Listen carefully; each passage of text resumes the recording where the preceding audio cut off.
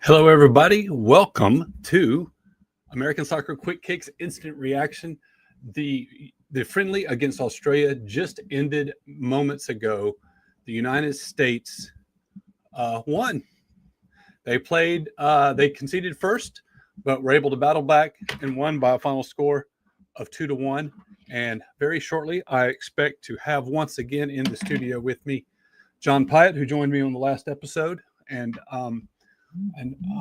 let's see here.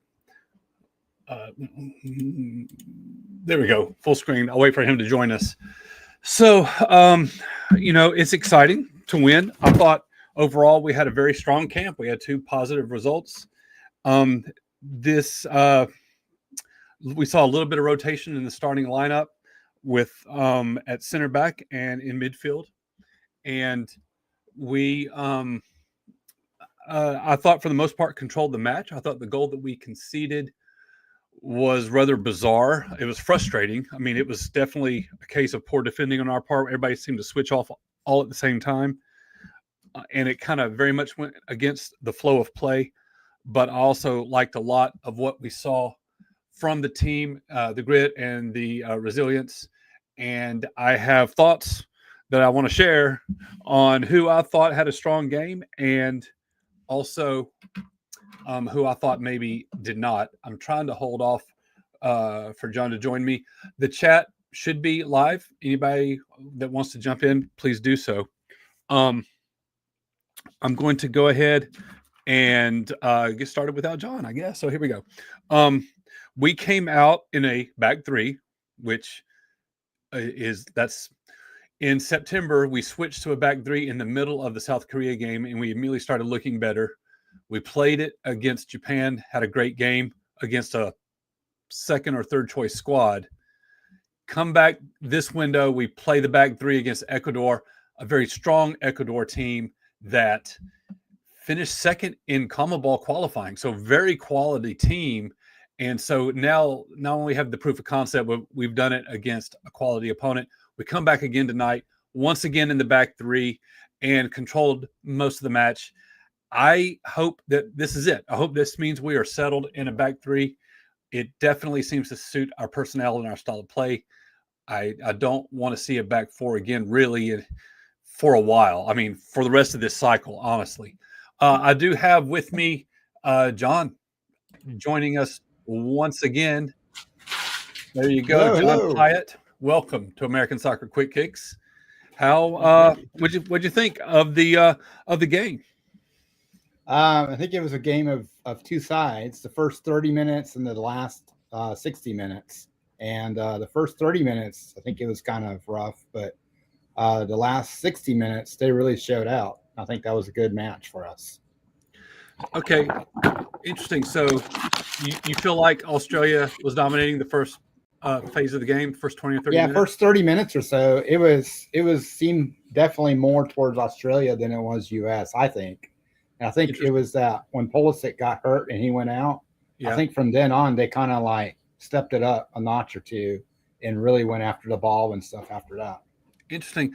You might be right. I didn't quite see it that way. When we conceded the first goal of the game, which was in I think the 19th minute. Yep. It felt to me like that was a case of going against the flow of play. I felt like so Australia was in kind of a mid block. They would occasionally step up into a high press, but they weren't really strongly committed to that. They were mostly playing very compact. I think they were in a 5-4-1. They seemed to come out with a defensive mindset, defensive game plan.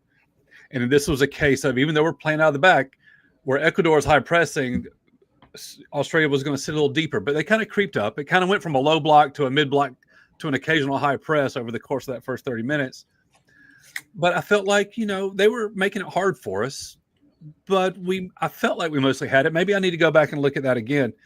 But then, it kind of it all just fell down around us when we gave up that goal. What did you see on the one that we conceded there? So the one that we conceded, it was, I just think overall when Boss was going through, he had urgency to the ball, and everybody else, I don't know if it was the fact that they were just flat-footed or the fact that they didn't have the urgency to go after the ball. I don't know which one of those it was. Hopefully it was just a flat-footed thing, but they went for it and he got it. And I think that was an incredible play on their I think you could say that US got bossed by boss, I guess would be the best way to say it. But yeah, I think it was overall it was good. But I think, they had that moment or two of lapse. And I really think it was when Pulisic went down that they just kind of rallied the wagons around, and they really started to show, what they're capable of doing. Yeah, it seemed to me when we gave up that goal that like everybody for our team on that part of the field, they just kind of all shut down at once. Yeah. I mean, they all just kind of stopped and watched. Yeah. And except I think Richards was trying to scramble around, but he wasn't really the guy in position to make the right play, and he kind of poked at it the last minute. But he was like the only one that seemed to be alive in that moment. It was terrible. I mean, I think if it was just a case of a defensive breakdown, we switched off. We had it seemed like this is just first impression. I'll have to go back and watch it again, but just live in the moment, it seemed like multiple people all switched off simultaneously. Yeah, and exactly. and there's just like 3 or 4 people right there. Yeah. So Pulisic did not start, I should say, against Ecuador. He's in the lineup tonight, and there's a play in the 30th minute. 30th is when Luna comes in. It was probably a few minutes before that. 25th minute, yeah. Okay. Pulisic gets the ball in space, turns, and he's going to be free, and he's breaking toward the middle of the field, and the Australian guy kind of clips him from behind. It did not look like a real hard foul. It was one of those that did not make Pulisic go down right away, and he tried to keep his balance. He wanted to keep running, and he took several off-balance steps and finally fell down. And it ended up taking him completely out of the match, and he left early. Yeah. What do you think of that? I think he kind of stretched something maybe a little bit, and I think it's one of those things where Pooch just wanted to say, hey, you know what? Let's just take you out to save you for your true league play. And I think that was kind of like the deal that he made. If he had any kind of discomfort or whatever, he was going to take him out. I think that was maybe some kind of backdoor thing that they had, because this is, I hate to say it, but these are just friendlies, right? I mean, I hate to say that, but I think that's what it was. I hope you're right. I really do. If this was the player taking himself out, then I'm going to be real disappointed in the player. Maybe with the stakes are higher, right? If the game's more important, that he toughs it out. I'd hate to think that a foul like that is enough to really completely take him out of the match. But then, I mean, I saw him in a coat walking toward the locker room. I don't know if he ever came back out again after that. I don't know. I don't follow AC Milan. I know that he's having a fantastic season. He's like making history as an American player in Serie A.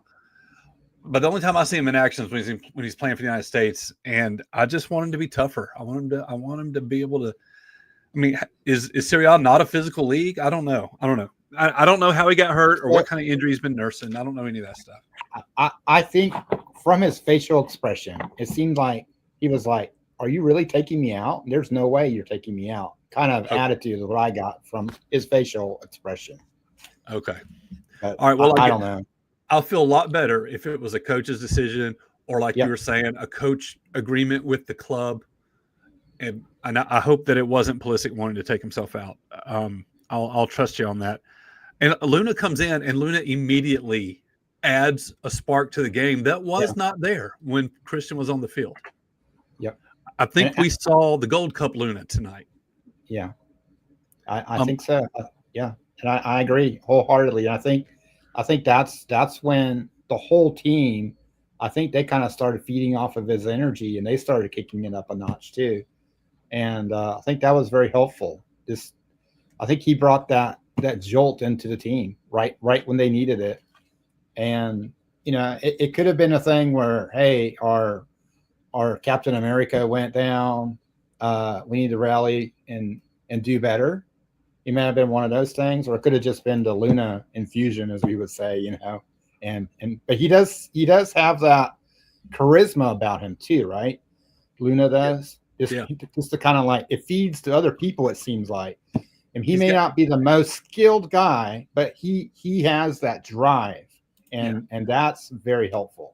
He's a bulldog. He's got that bulldog tenacity to him. I won't go bulldog. What's wrong with going bulldog? It's never a problem to go bulldog.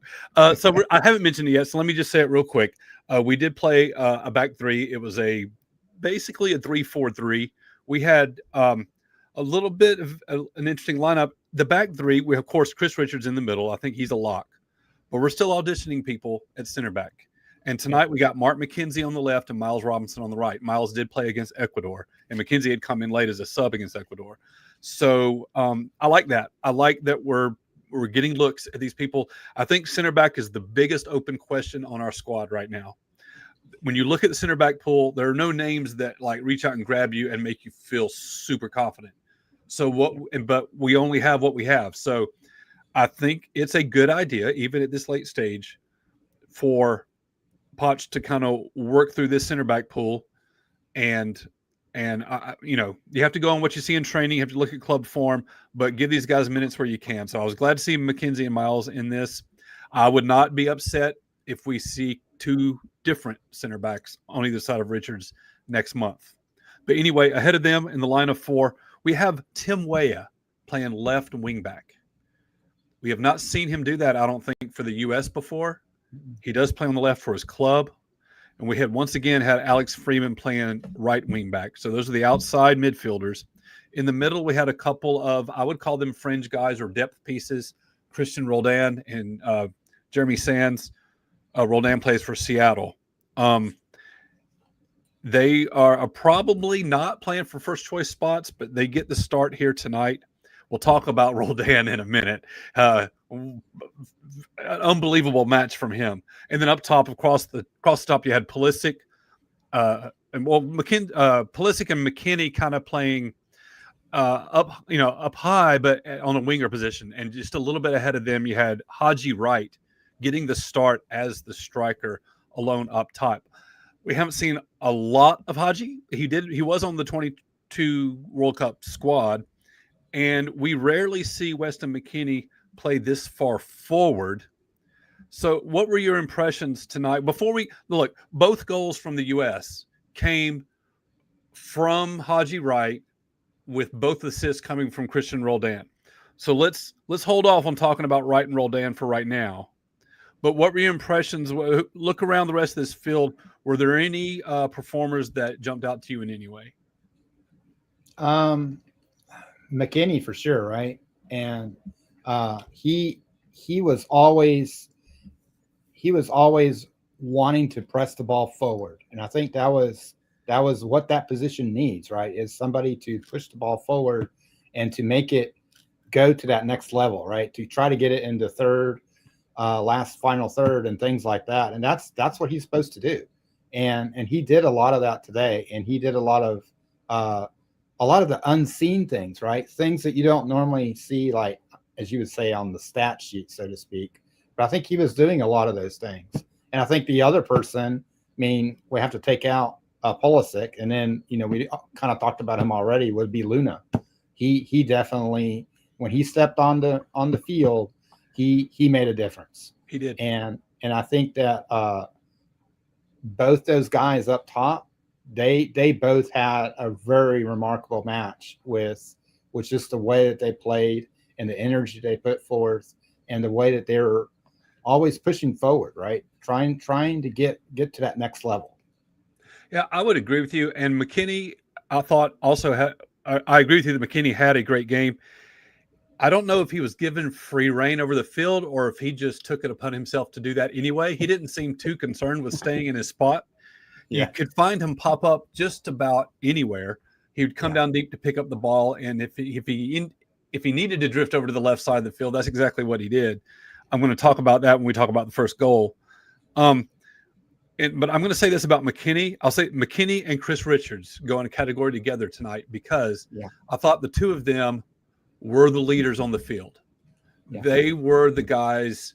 I mean, I think those were our on-field leaders tonight, and they were very vocal and they were controlling the team. And McKinney, I love McKinney's personality. I really do. I would love for him to be my teammate.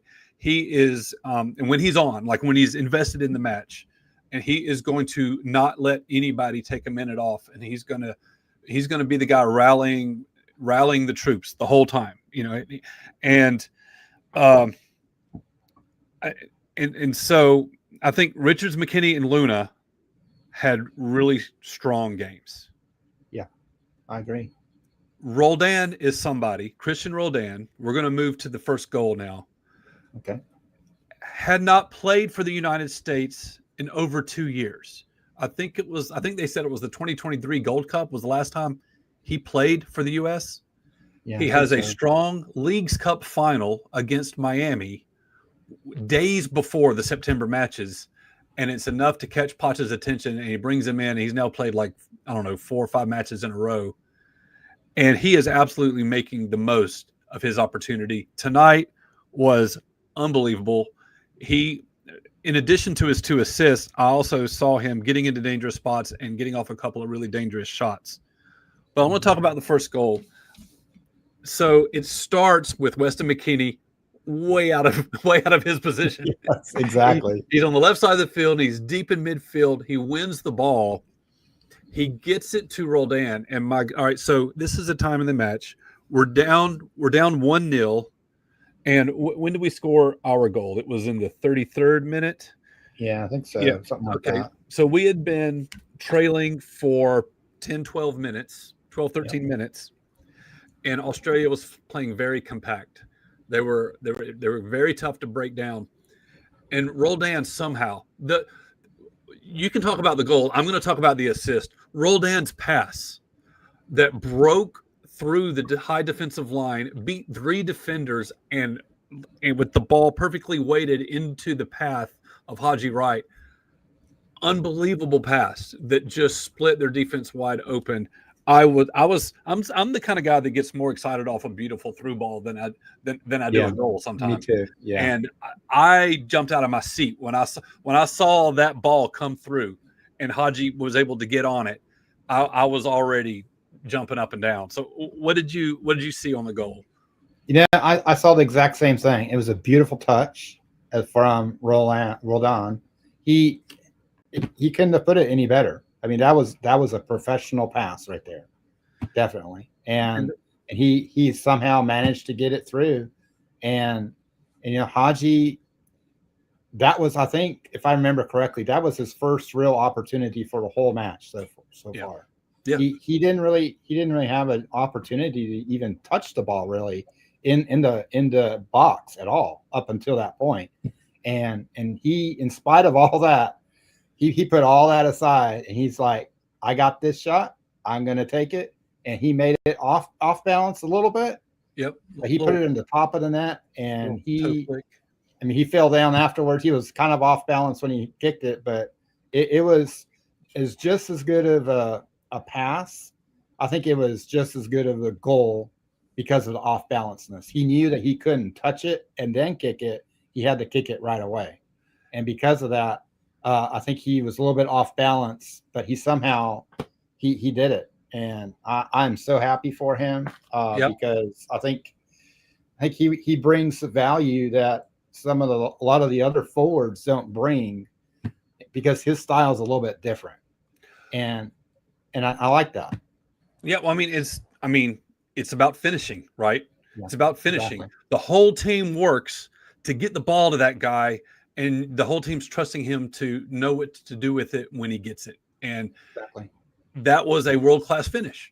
I mean, that we were playing against a deep-lying and compact Australian defense. It was hard to break down. We weren't getting many opportunities. Like world-class through ball to set them up, but there was still a lot of work to be done. And Haji was able to accomplish it. And one more thing, Richards, at the very beginning of that, goal sequence, he pounced on the guy who had the ball and got the ball from him, knocked it off of him, so that Roldan could. I'm sorry, so that McKinney could get it, so he could pass it, and that was a great sequence right there of a great counter, a quick counter attack, which we don't see a lot of from our squad. And like, I think that was a great, yeah. yeah. And so I think that was great for us to be able to do that. We don't see a lot of counterattacks like that. I agree. And how many, it seemed like years went by where we just kind of lazily passed it sideways and backwards and just kind of made the obvious pass. No one's taking anybody on, no decisive runs, no attempt to get behind. It was just sleepwalking through matches. And you're right. He jumped on that ball, boom, boom, boom, boom, straight up the field. It went defense, midfield, forward, bam, goal. Yeah. So, and only then did the game start to open up a little bit, because now Australia doesn't have the lead, right? And only now does it start to really open up. All right, so we come out of halftime, but we score the game winner. I have it as the 51st minute. There was a foul near the touchline, around the middle of the field, near the midfield stripe. Yeah. And on the sideline too. It was right at the sideline. Yeah. And we did a quick restart. So look, the way it is in soccer, you put the ball down and it's at a complete stop. You can go ahead and go. You're not sitting around waiting for the referee to blow the whistle. You can go. And I mean, a lot of times you'll see the other team like stand directly like at the ball to prevent a quick restart. And then the team that needs to take the kick looks to the ref like, look what they're doing, and the ref makes them move and blah blah. So that type of gamesmanship is necessary in order to prevent the quick restart. There may be times where the ref won't let you do it because he's got to book somebody or he's going to talk to somebody. There's some issue, but barring that, you're free to start whenever you want to. And Roldan saw the field. He saw something upfield that he liked, and it was a quick restart. You put the ball down. Australians still, I don't know if they're trying to talk to the ref and complain about something. They're not expecting a quick restart. They are caught flat. Roldan, deep pass on the quick restart and over the top into Haji Wright's path. Haji is on the right side of the field, right side of the 18-yard box, cuts it one time, loses that dude, and a beautiful left-footed shot that curls into the upper corner. Yeah. A completely different type of finish. This isn't some off-balance scramble. He's in control. He's running. He's choosing his foot. He's choosing his shot. He lines it up, curls it in. It was beautiful. What are your thoughts on that goal? I agree wholeheartedly. It was definitely a thing of beauty. I think the way that he controlled how he wanted to take the shot was, to me, one of the best parts. I mean, and after he did that, I think the guy just fell down. The defender just fell down, kind of lost his footing and fell down. But I think even if he had kept his feet, he still would have had that shot. And I think that he knew that, and he knew, hey, if I do this, I can do this, and I can do this, and I'm going to have a goal. And it seemed like he knew exactly what he was doing. And from, like you said earlier, from your top striker, that's what you want. You want them to know, hey, if I do this, this, and this, I'm going to score. And have that confidence to not just think it through, but be able to do it all in split-second actions. And he did exactly that. And I think that was, I mean, I can't remember every single one of his goals that he scored for us, but that was definitely one of the best as far as from start to finish of how he handled the whole situation and scored. Yeah, I think one of the big stories of the night is the quality of his finishing. So It's not just that he had 2 goals. That's fantastic. But the way he scored them. I mean, I have a lot more confidence in Haji Wright tonight, right now, after this match, than I've ever had before. He plays in the English Championship, and I don't follow that league, but I know he's playing at the second tier in England.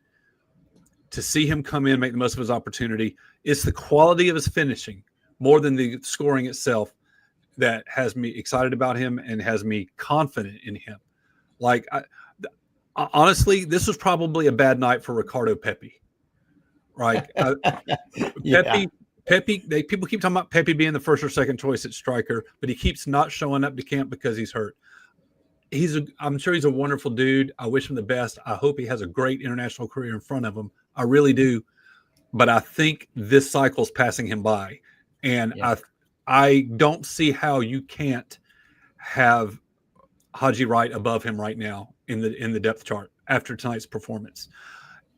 If you were to make Wright the first choice over Balogun, right now is the way I'm feeling. I'm not going to complain about that either. I think I really was impressed with what we saw from him tonight. Roldan is somebody who can trigger the fan base. You know, he's like one of these MLS lifers that just won't go away. And people are like, what are you doing bringing him in? You know, we're not a serious program, whatever. I don't know how you can say that. This guy's a scrapper. He succeeds every time he's given an opportunity. And you can't be in denial that he had one heck of a game tonight. Two great assists, but also so much more than that. I'm happy for him. I'm really happy for him. I don't see how he's going to crack the starting lineup for the World Cup, but I think he's making huge strides being included on the squad. Yeah, I agree wholeheartedly, and I think both the assister and the goal scorer today, they both. I think with the performance tonight, I think they got themselves on the World Cup squad for next year. I think. I mean, I don't necessarily not starting, but at least on the bench, right? And you got to have bench people too in a World Cup. You can't win it all with just 11 guys. Well, you've got Aiden Morris plays in England, plays for Middlesbrough, which is also in the championship.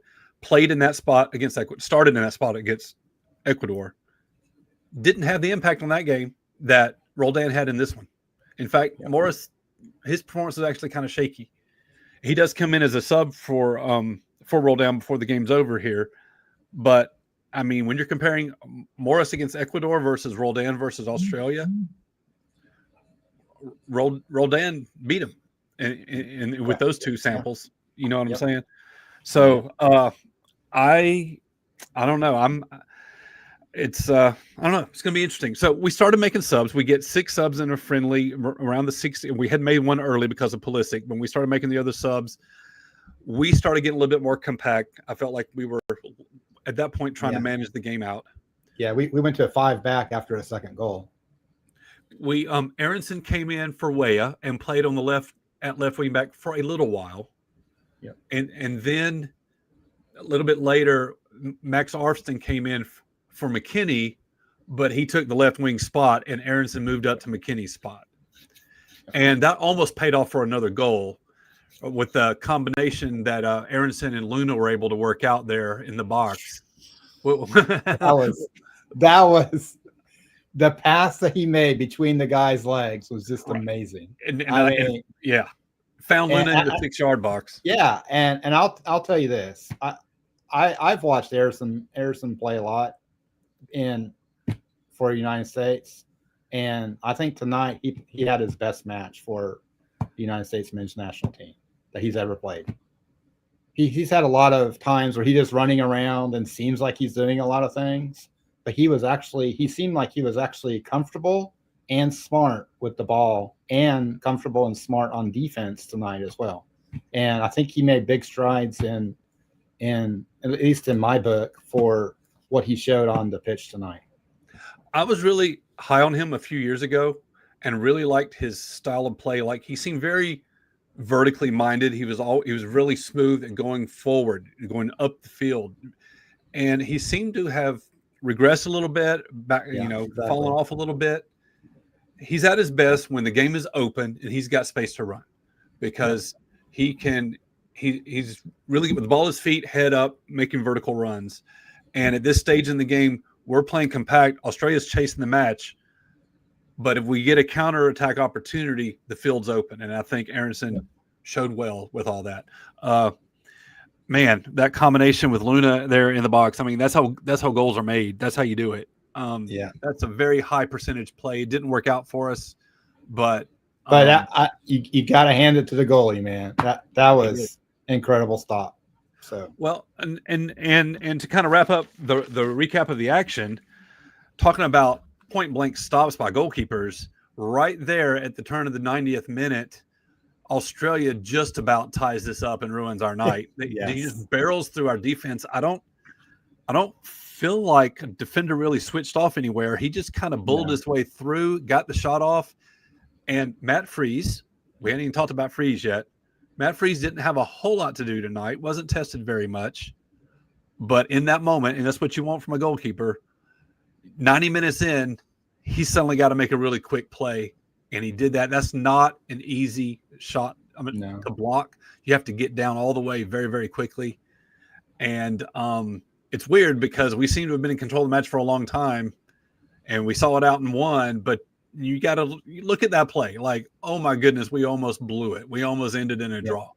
So give Matt Freese credit. But that guy that was an Australian guy, I mean, we were trying to pull his jersey to knock him down to get a yellow card, right? He still kept on his feet, and that was amazing.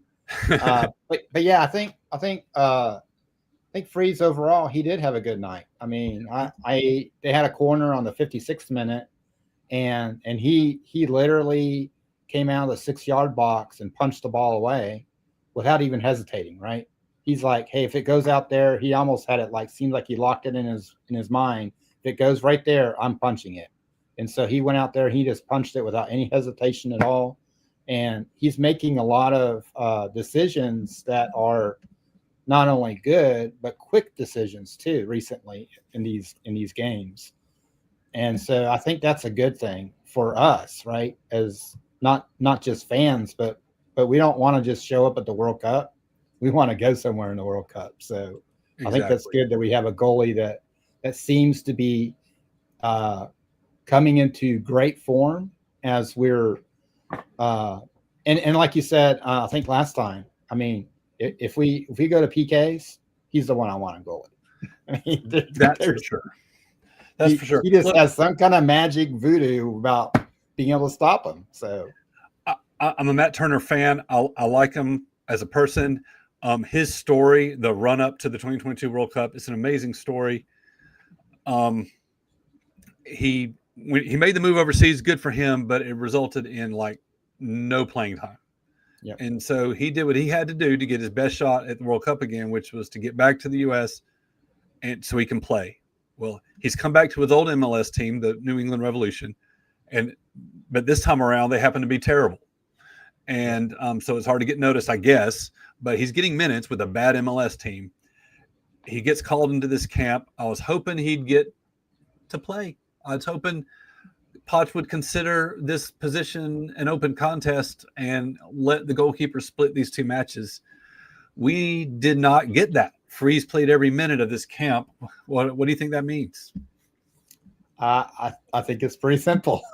Yeah. I think he has his number one. And, I mean, there's only 2 more windows. I mean, that's well, I mean, and he played both in this window. So, I mean, I don't know how else you can take that except he's the guy. It seems like we can lock Freese in as the World Cup goalkeeper at this point. Yeah. I'm a little surprised that he didn't, that we didn't see minutes for Turner, and maybe we still will in November. I don't know, but this is looking more and more like he's made up his mind at goalkeeper. I think now, and I feel like our striker position is coming more into focus. Yeah. And I think now what we have to worry about is our center backs and maybe our depth at right back.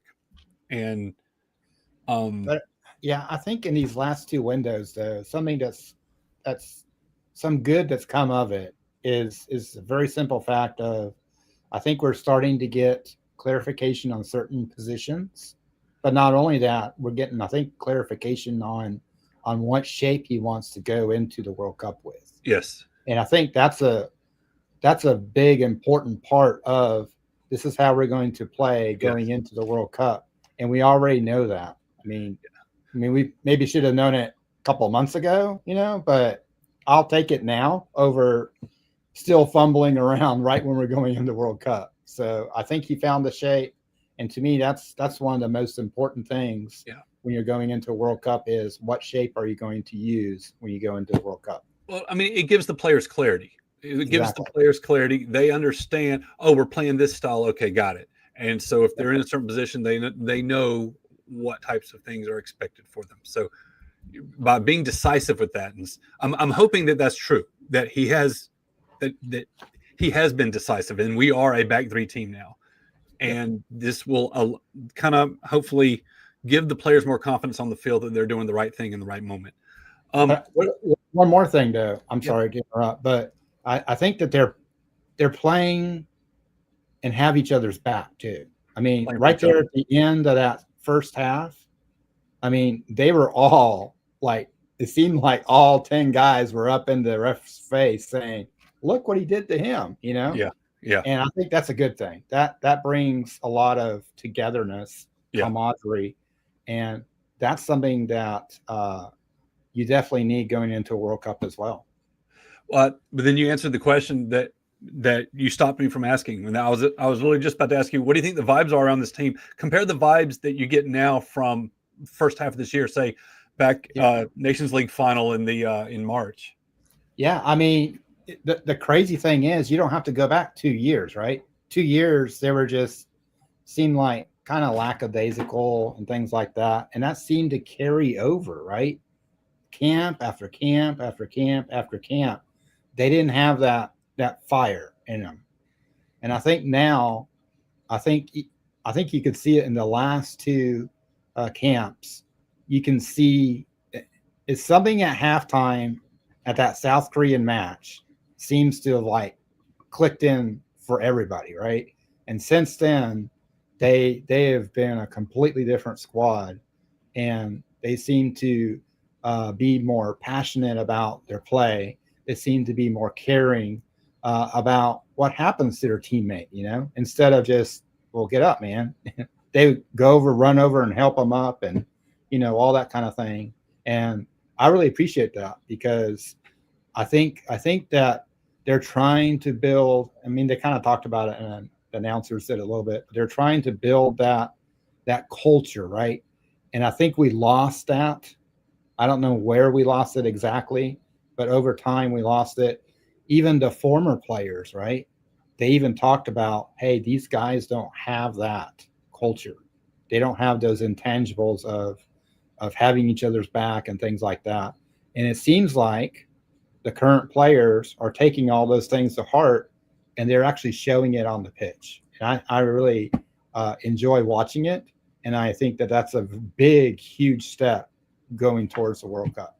I mean, how can you not be excited about the World Cup? Right. Because it's here, right? Right. I Yeah. can understand if you're going to, South America or Europe or somewhere, but it's here. It's going to be here. Yeah. Yeah. That makes it super exciting.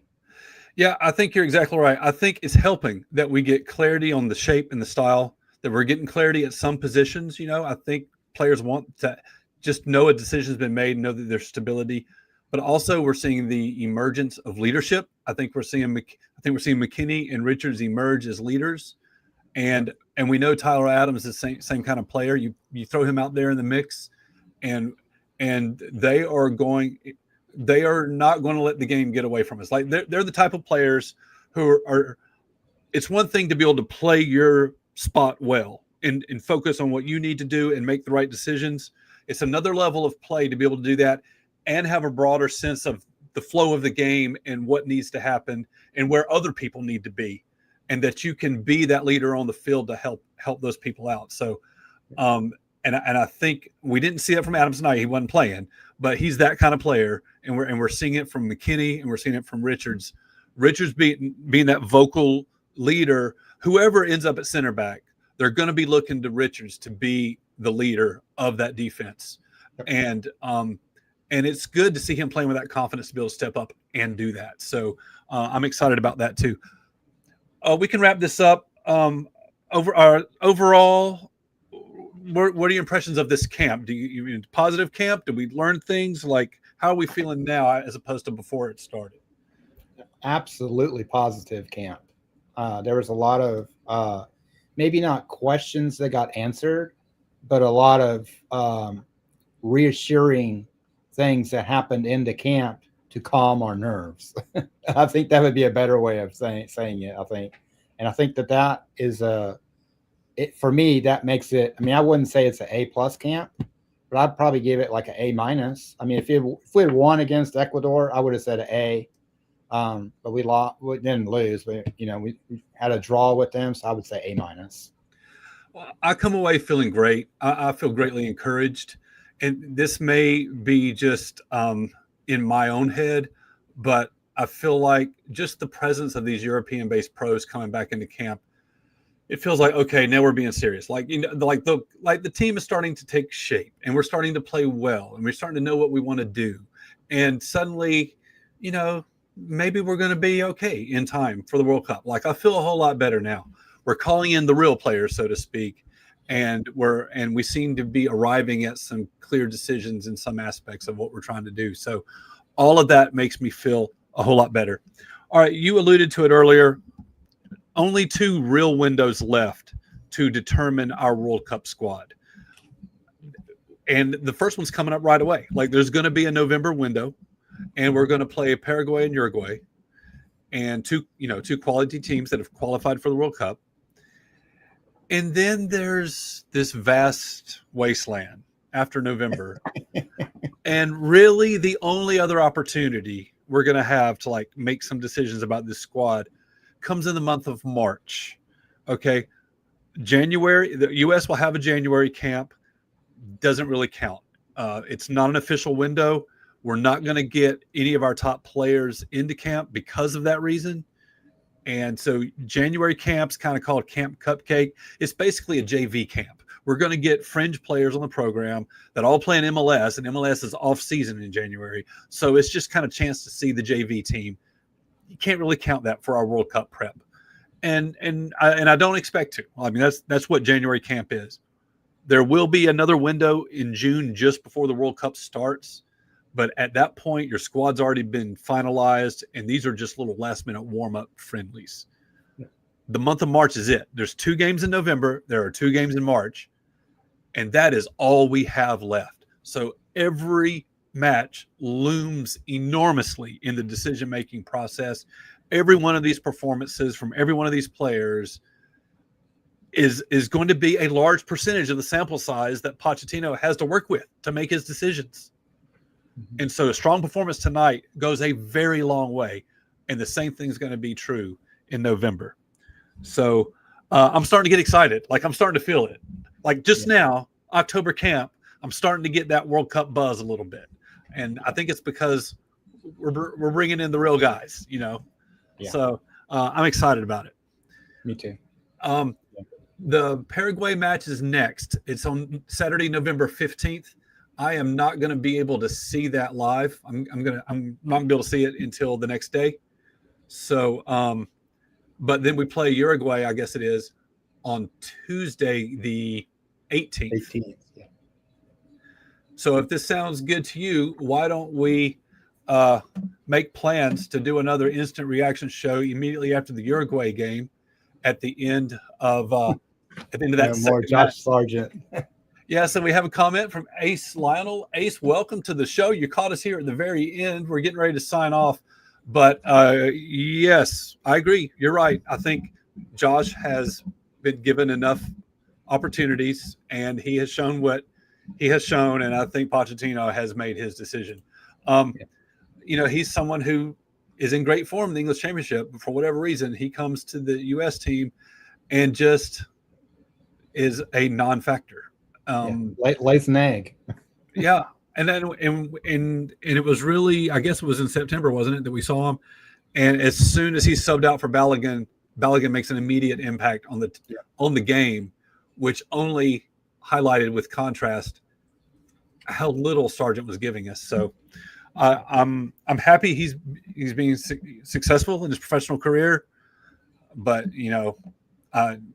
he never showed us anything. So I think Ace, I think you're absolutely right. I think he's done for this cycle. Hey, he hopefully can continue to develop, get more opportunities in his international career. But right now, now's not the time to try to help develop other people's international career. We need to find our team. So, and I think, I mean, I don't know. Are you still putting Pepe in the top two? To me, it's Balogun and Wright now.